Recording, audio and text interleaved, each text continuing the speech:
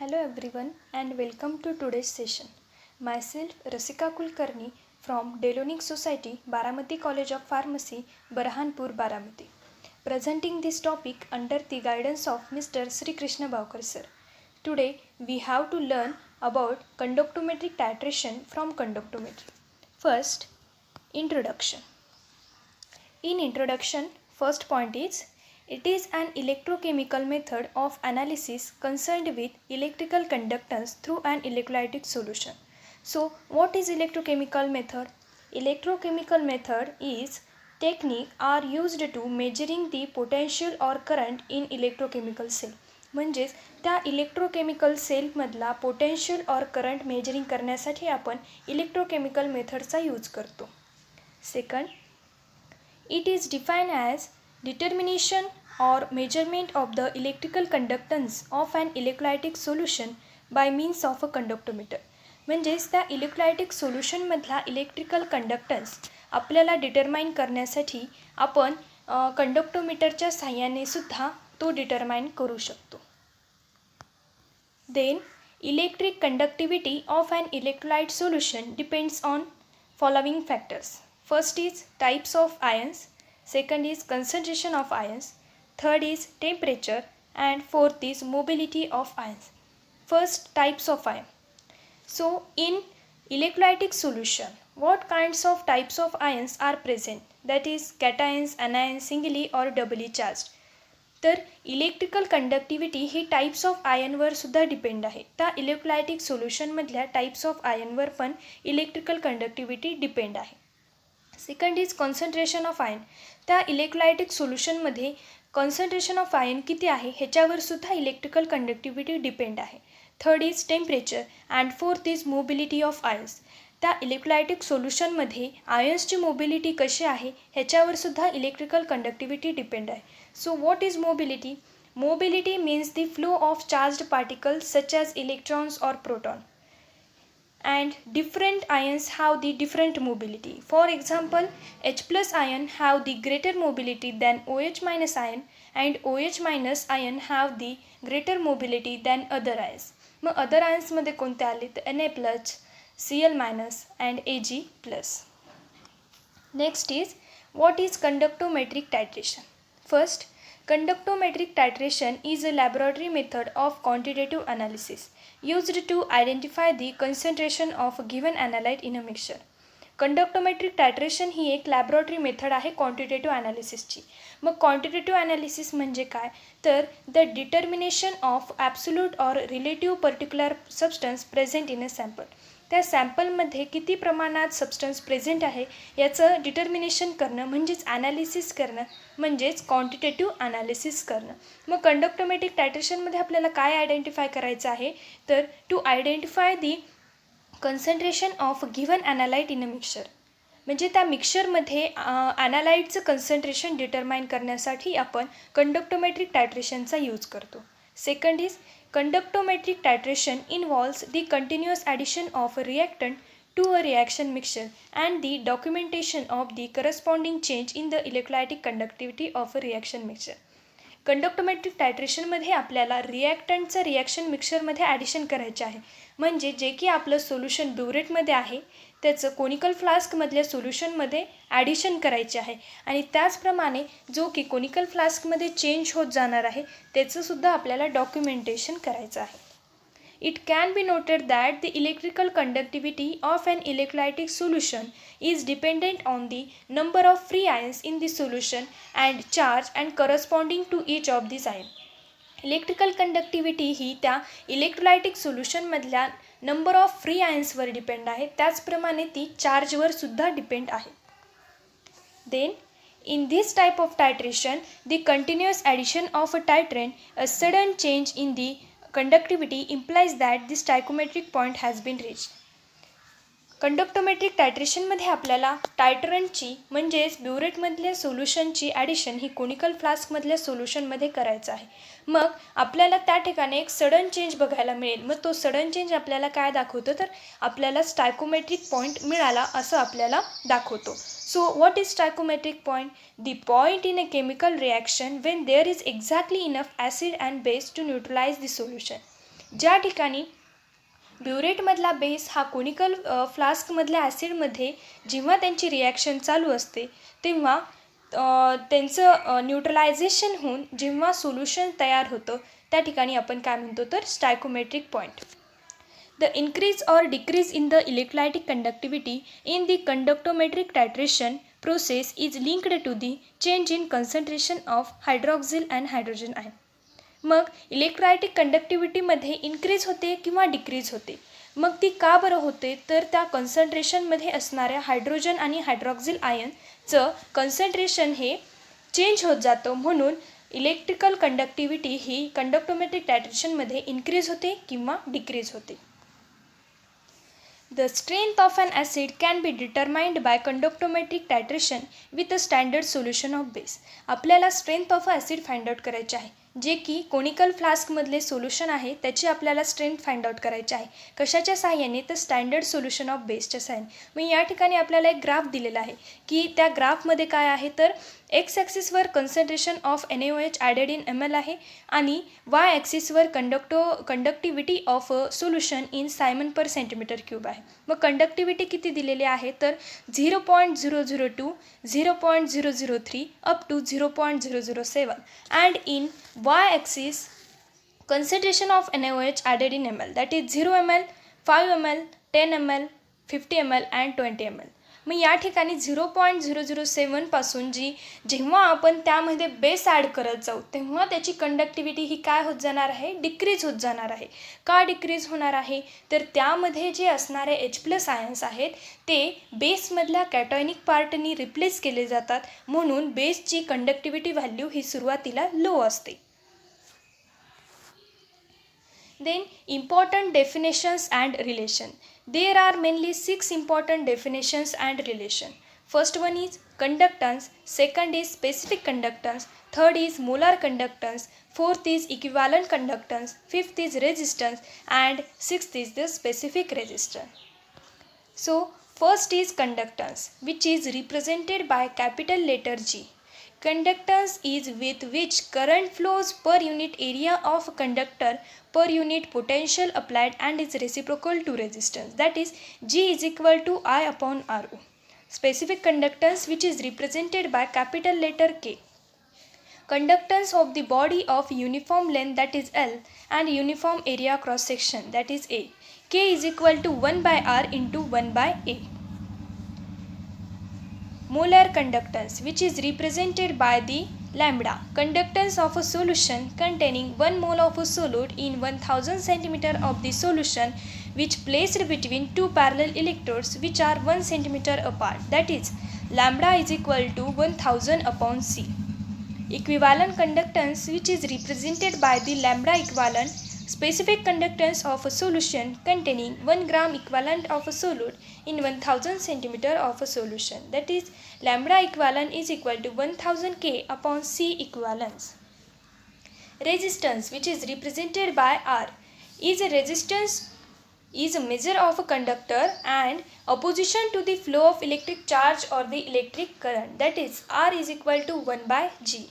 Specific resistance, which is represented by rho, is a resistance offered by a conductor of a unit length and having a unit cross section, that is R is directly proportional to the unit length and inversely proportional to the unit cross section area. Then the principle of conductometric titration. Principle is based on the conductance of electrical current through electrolytic solution similar to metallic conductor. The principle is the electric conductance is accordance with the Ohm's law, which states that the strength of a current, that is I, passing through the conductor is directly proportional to the potential difference and inversely to the resistance.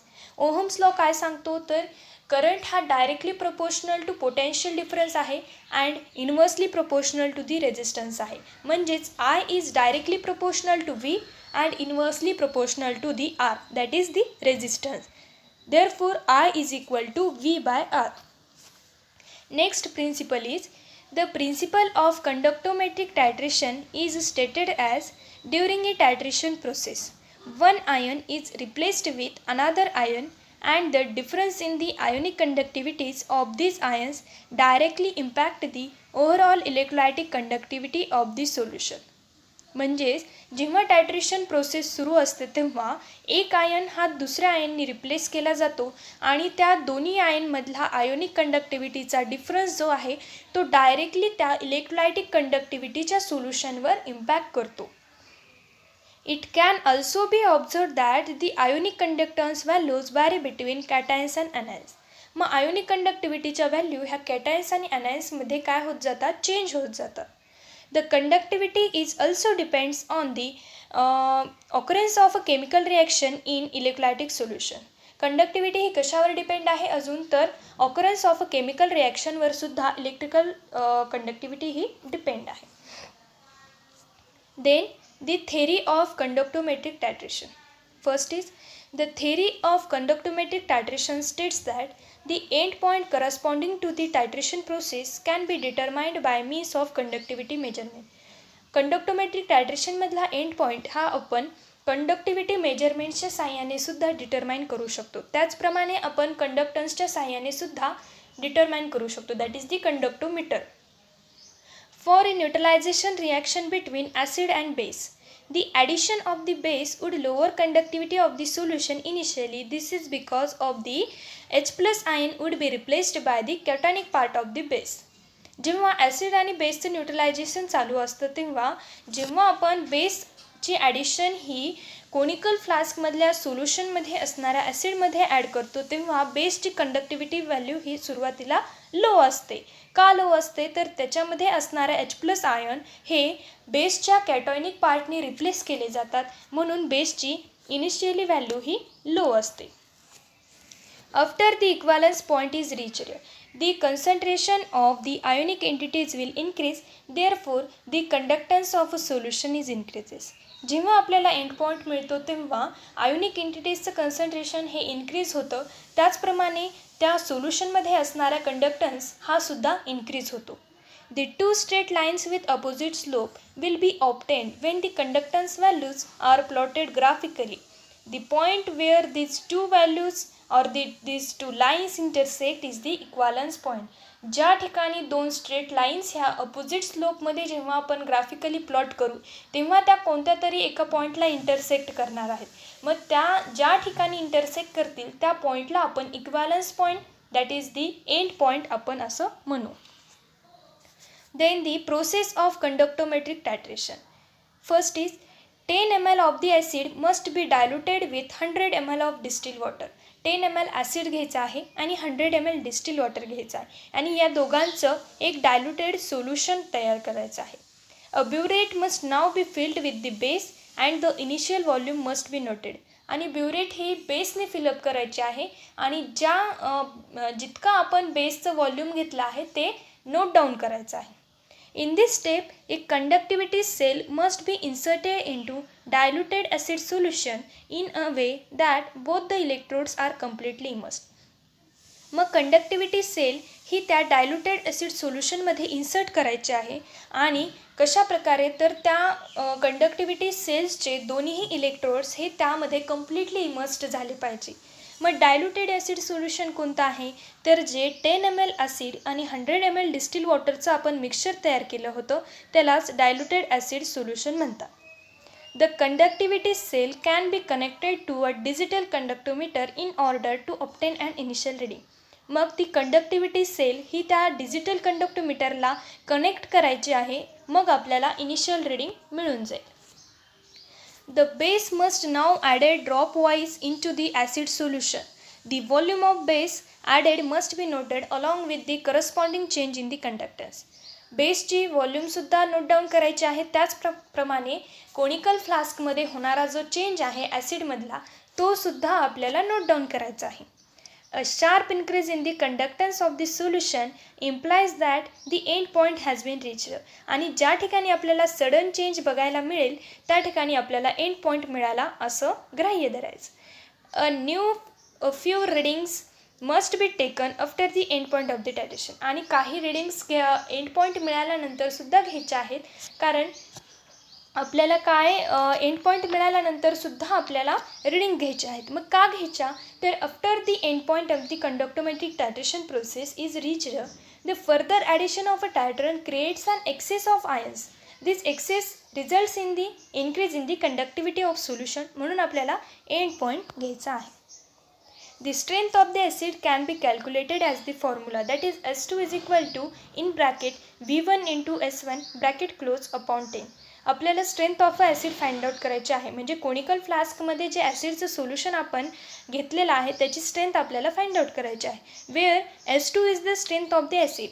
आपल्याला strength of the acid find out करायचं आहे, that is the S2. V1 is the volume of base added. आपण ब्युरेटमध्ये जेवढा base add केलेला आहे ते म्हणजे V1. S1 is the strength of the base. Strength of the base किती आली ती म्हणजे S1.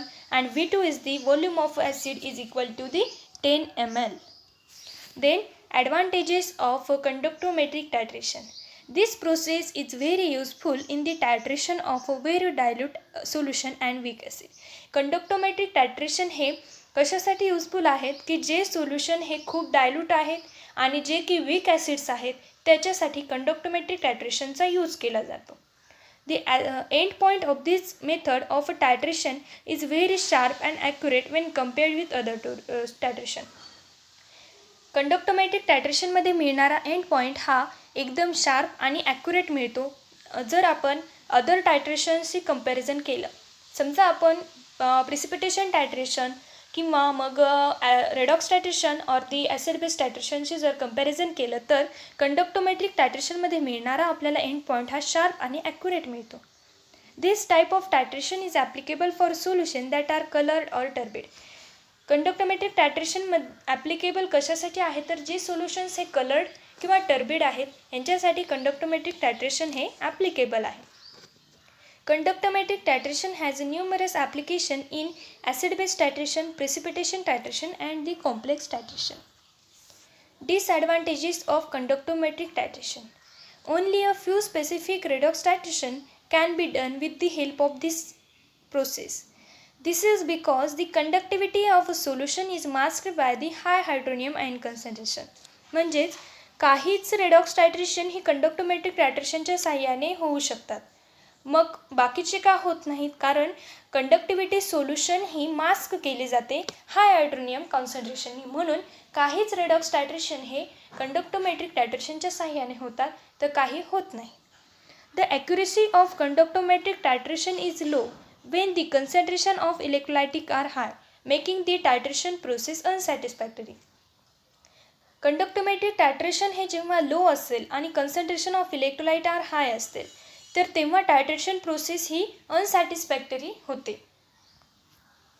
Applications of conductometric titration. It is used in the determination of purity of water. Purity of water determine करण्यासाठी सुद्धा conductometric टायट्रेशनचा use केला जातो. त्याचप्रमाणे it is used in the determination of ionic product of the water. Ionic product determine करण्यासाठी सुद्धा conductometric टायट्रेशनचा use केला जातो. It also used in the quantitative analysis of the compound. आणि एखाद्या कंपाऊंडचं जर आपल्याला क्वांटिटेटिव्ह अनालिसिस करायचं असेल तरीसुद्धा कंडक्टोमेट्रिक टायट्रेशनचा यूज केला जातो. Credits. Special thanks to all the people who made and released this awesome resource for free. Thank you.